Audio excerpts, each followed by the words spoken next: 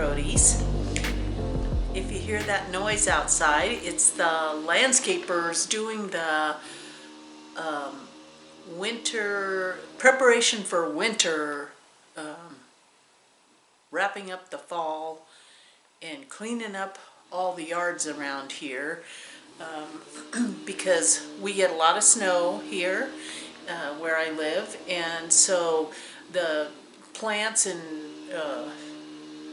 trees kind of get weighted down by all the snow, and so they clear everything out. And besides the fact that the last week it has been frightfully cold, we're very dry. We have no humidity here, and so when it gets cold, it's like biting cold, and everything has frozen in the last few days, and so none of the plants look pretty. My succulents are a done deal. I came back and my rhubarb plant was so needless to say, they're doing a quick cleanup in case it starts snowing here, and we never know when that's going to happen, but it is freezing cold because it's so clear and sunny. And I mean, we're waking up to low 20s, you know, so good stitching weather though. So before my schedule changes, I thought I'd catch you up a little bit. This is just going to be a short and sweet, well, maybe not so sweet, floss tube video. I am going to be heading to Portland. I am looking forward so much to the first Thursday stitch at Acorns and Threads. Now that I'm what would you call it? A seasoned cross stitcher. Maybe I won't be stitching at Acorns and Thread with my mouth open. So I'm looking forward to that, that first Thursday in November. In the meantime, I'm going to just keep stitching, but I have been thinking a lot about what I'm doing and how I want to do it. Having been on the road for a few weeks, many times out of cell service, so I've been totally floss tube deprived, and I am trying to catch up on my floss tube viewing. Of course, I have to share that time with G, who is, for some bizarre reason, is not as interested in floss tube as I am. So I'm slowly catching up. I know I always have to watch my Stitchy Witch and stitch all the things, and stitch goes my heart, and you know, and I got totally hooked on NineOneOne. So and actually, it's her fault that I ended up at Stitcher's Paradise and am now poor because of all the linen I bought. But floss tube does have its advantages. It does. I've gotten, oh man, Loretta gave me some great tips in the comments. I appreciate all of those comments, especially ones that are telling me what to do or what not to do. And she was talking about how, you know, the old neck, the standard cross stitch neck, you know, and after a while you got an aching neck from cross stitching. So she had some great tips. So it's kind of worth sometimes to kind of skim through the comments, because you might learn something from someone else. You know, I've just been picking up all kinds of stuff. I mean, Teresa was telling me about 1, 2, 3, the stitch calculator, you know, and how to organize. I mean, I totally screwed up with that linen. You know, how much to buy, and sure, it looked like I should have. Okay, here's number 1. Don't shop when you're tired.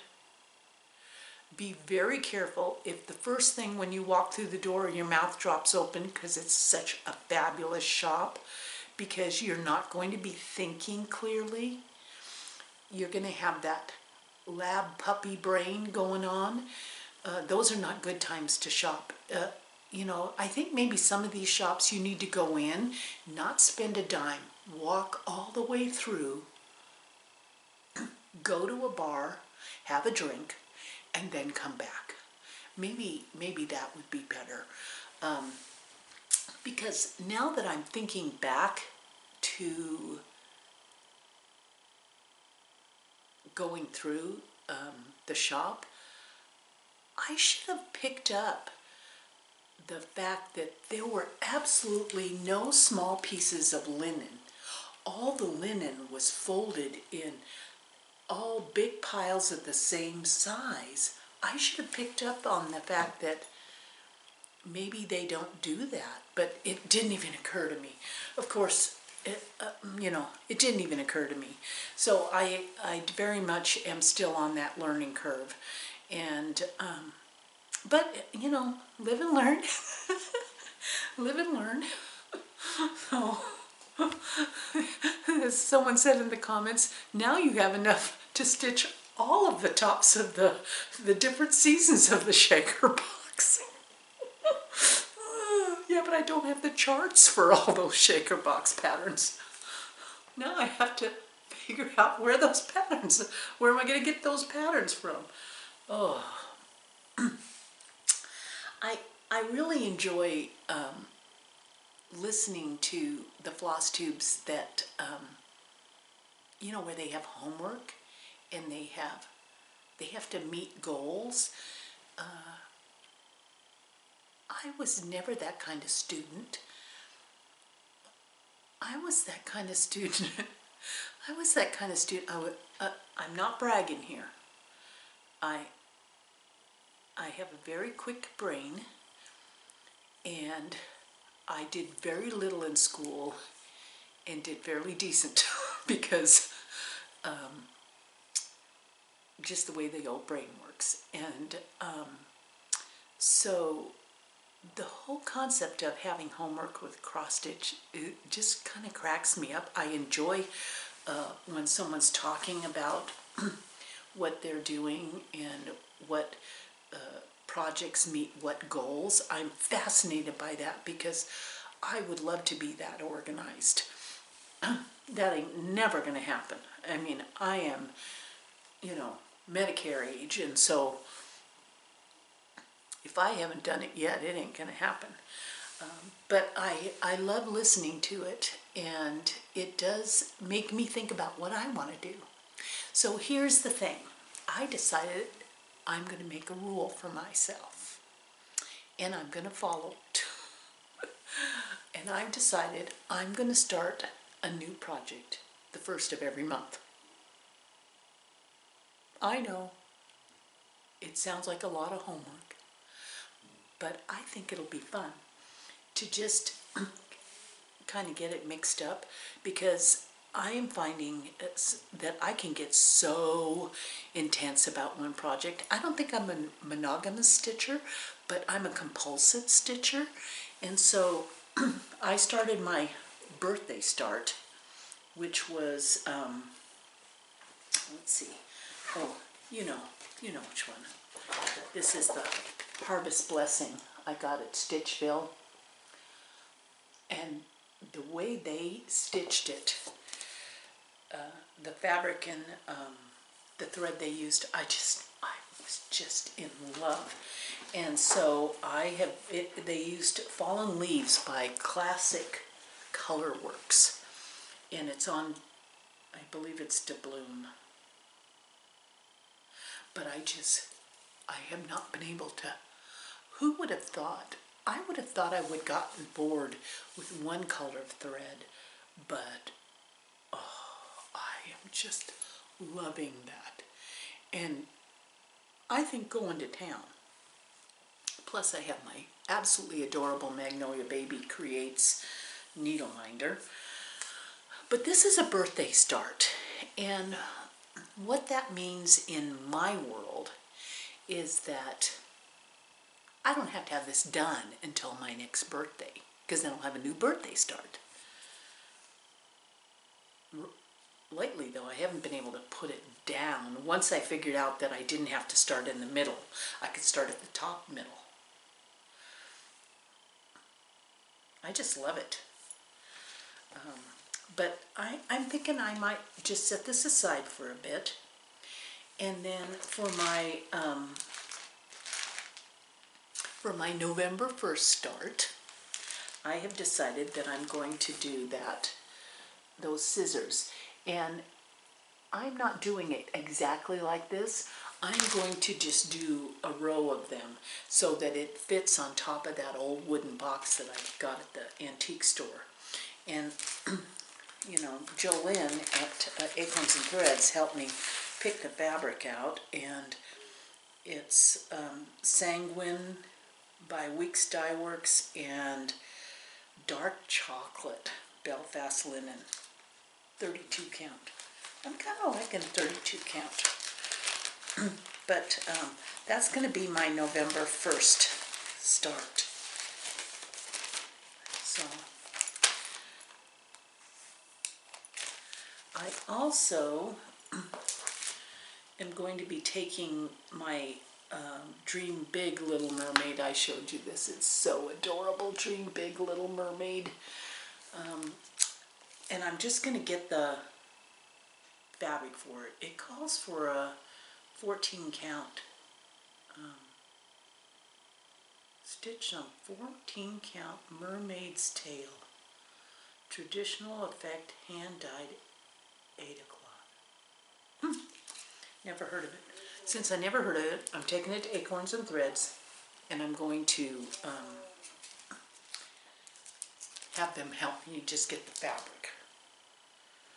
Yeah. So I also came home to, this is my binder of downloads. So I buy a lot of patterns as PDFs. It's convenient, and there's just some patterns that are from overseas maybe, and I don't want to wait for the shipping or whatever that is, so I download the pattern. And I finally got the last pattern. This is on my list. I love this Wizard of Oz. I just think that's so pretty, and I so dodged a bullet, because I actually brought this pattern up when I was at Stitcher's Paradise, and I said I need the linen for this. Luckily they didn't have it, because when I got home, turned out I already had it. Oh, danger, Will Robinson, danger. But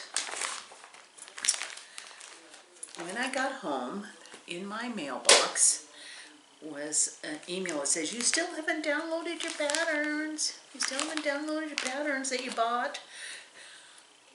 Believe me, I know. But I found this. This is an addendum. Be careful when you're on Floss Tube, because they'll send you down a black hole somewhere. And so somebody told me, and I can't remember who, about Awesome Pattern Studio. Well, I went on there, and I thought, how fun would it be to cross-stitch cities that you love or have some meaning for you. And it turned out Awesome Pattern Studio actually has made dozens of city cross stitches. And so I got Portland, because part of the time we're living in Portland. And I got Paris, because I love Paris. It's a city I've been to. several times, and I love it there.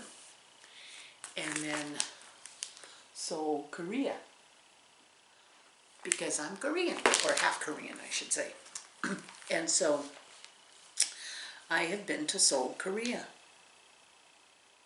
So I thought I would make these and frame them in hoops and hang them in Portland, because that will be fun someday. But I got the downloaded patterns, and geez, if they call for linen, I've got a lot of linen. Someone told me that I'm starting a linen stash. I almost choked on what I was drinking. Who would have thought that would have happened? A linen stash. No way. No way. Oh my. So that's my world right now. Oh, but I have one more thing to show you. While I was down in Arizona at a secondhand antique store, I found this sampler. Now, it's not an old sampler,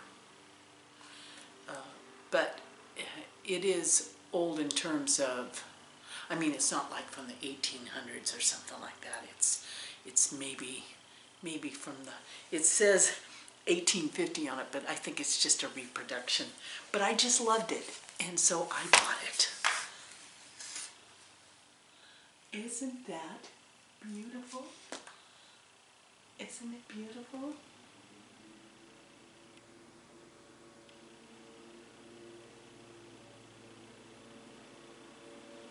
Yeah, I was real tickled.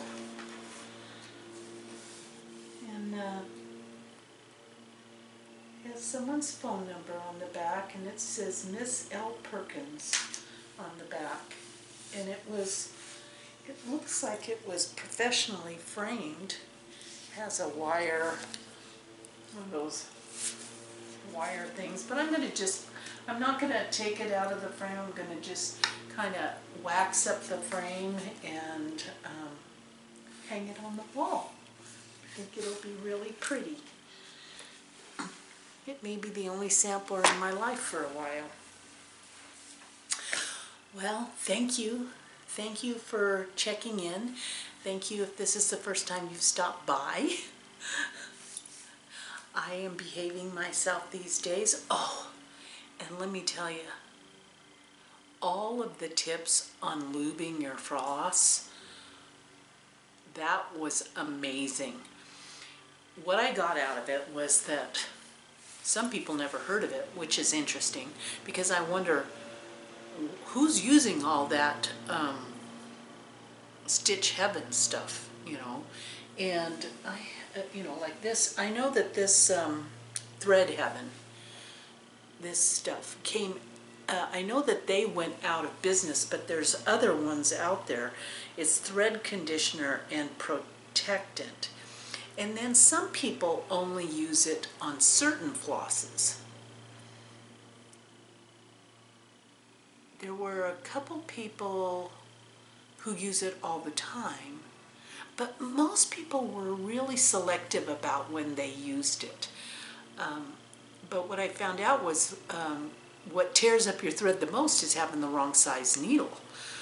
So that was good to know. But that whole, that's what I love about the floss community, is that you have a question and you get a lot of support on what people think and how they use it and what they're going to do about it. And I so appreciate all of that, because this newbie had no idea. You know, I've had boxes of this, and I obviously had used it at one point because it looks like it has a dent in it.